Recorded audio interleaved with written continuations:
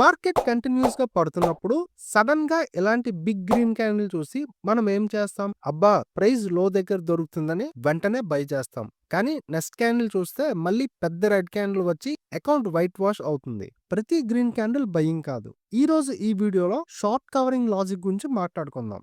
Logic simple గా అర్థం చేసుకోవడానికి ట్రై చేద్దాం. మార్కెట్ పడాలంటే ముందు సెల్లర్స్ సెల్ చేసి ఉంటారు కదా, వాళ్ళు ప్రాఫిట్ బుక్ చేసుకోవాలంటే వాళ్ళు బయింగ్ ఆర్డర్స్ పుష్ చేయాలి. దీన్నే షార్ట్ కవరింగ్ అంటారు. ఇక్కడ కొత్త బయర్స్ రావడం లేదు, కేవలం ఉన్న సెల్లర్స్ వాళ్ళ పొజిషన్స్ ని క్లోజ్ చేస్తున్నారు. స్ట్రెంత్ లేని ఈ మూమెంట్స్ కేవలం ఒక కరెక్షన్ మాత్రమే, రివర్సల్ కాదు.